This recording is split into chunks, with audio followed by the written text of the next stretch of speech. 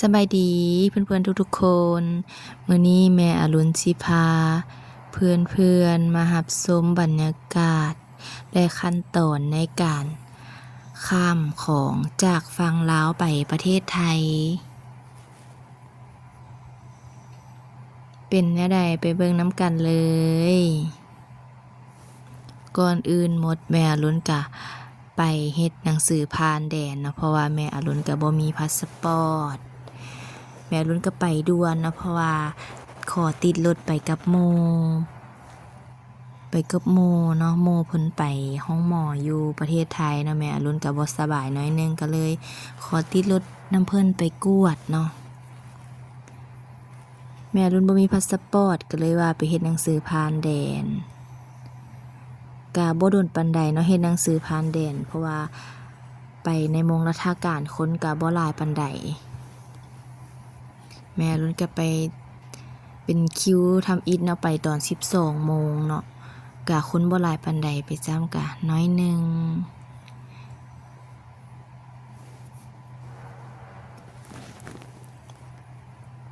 ตัวนี้เรากำลังขี่รถจะข้ามคลองเนาะทิวทัศน์ธรรมชาติกะงามพอสมควรมีต้นไม้ใบหญ้าเนาะหนทางสะอาดงามตาจะมีรางรถไฟอยู่ครึ่งกลางของถนนตอนนี้มันรถไฟกำลังบ่มาเนาะตอน 12 โมงคนก็บ่หลายปานใดนี่ทุกคนใกล้จะฮอดวิวแคมป์ของแล้ววิวของน้ำของเนาะเป็นวิวที่สวยงามหลายแม่อรุณก็มาเที่ยวหนองคายครั้งที่ 4เนาะตัวนี้เนาะแม่อรุณก็ไปแต่โดนแล้วแต่มื้อนี้จะบ่ได้ไปฮอดอุดรเพราะว่ามาสวยเนาะมา 12 โมง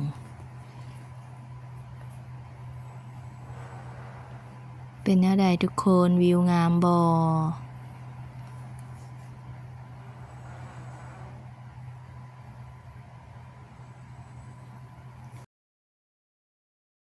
ขัวแม่น้ำของข้ามด่านหนองคายไทยลาวเนาะ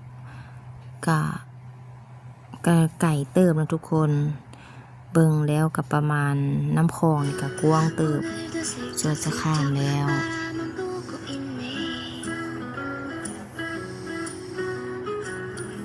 ทุกคนฮอดด่านหนองคายแล้วเด้อถ้าด่านหนองคายไทยลาวเนาะ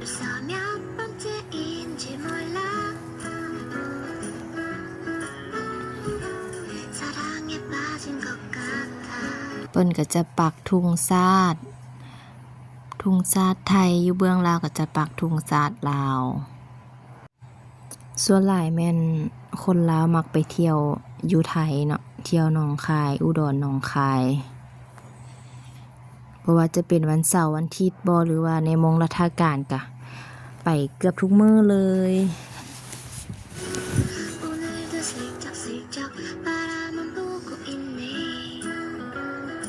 ฮอดแล้วด่านหนองคายเวลาฮอดด่านเพิ่นก็จะลงไปกวดพลเมืองเข้าเมืองเนาะจะเอาเอกสารไปจ้ำเข้าด่านเนาะเข้ากวดพลเมือง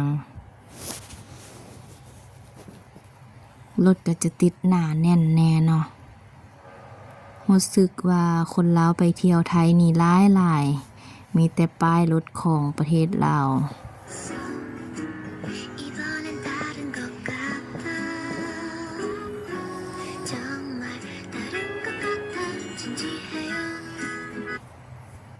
คนไทยกลับไปเที่ยวที่ลาวก็หลายคือกันเนาะตัวนี้จะเป็นมุมเข้าเมืองประเทศไทยเนาะเข้าเมืองด่านหนองคาย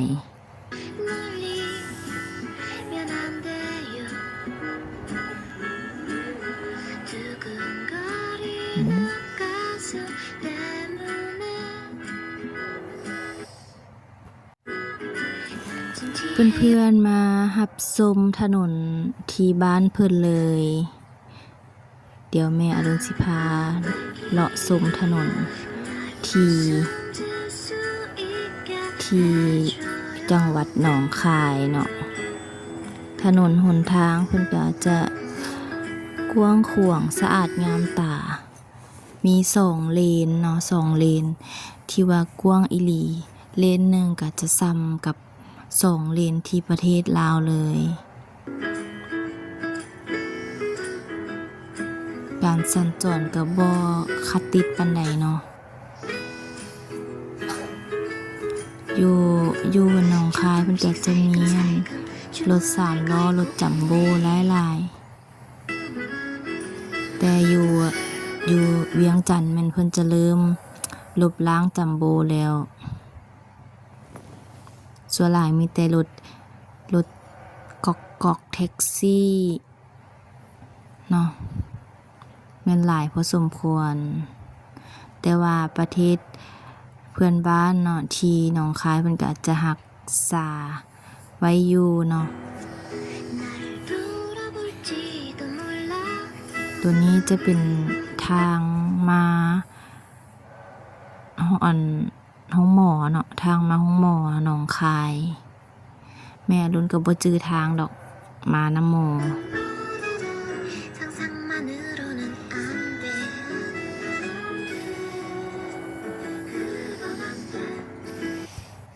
หนทางแม่นเพิ่น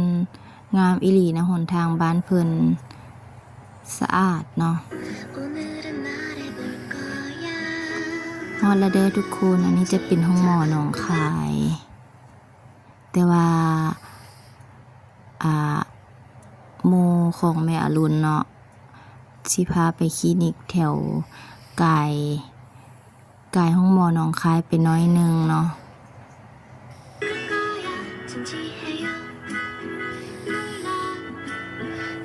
มาตอน12 โมงเพิ่นก็ลูกค้าเพิ่นก็แน่นอีหลีเนาะแต่ว่ายังบ่ทันได้เข้าไปเนาะเพราะว่าขี่รถไกลคลินิกเพิ่นก่อนเพราะว่าคนแน่นหลายเลยก็บ่ได้แวะก็เลยว่าขี่รถชมวิวท่าเนาะ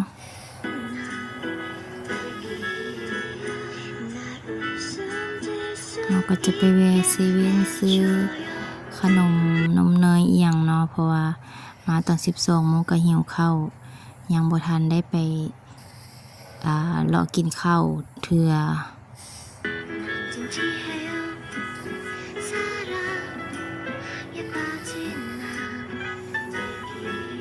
ตัวนี้ก็จะเป็นถนน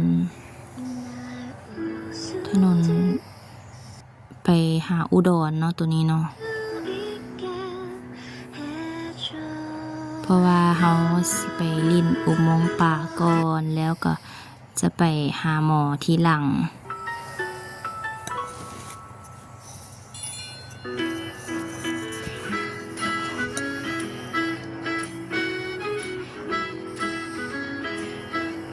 ทุกคนเบิ่งหนทางบ้านเพิ่นทุกคน2 เลนกว้างอีหลีแต่ว่าเลนนี้ก็เพิ่นกำลังก่อสร้างเนาะ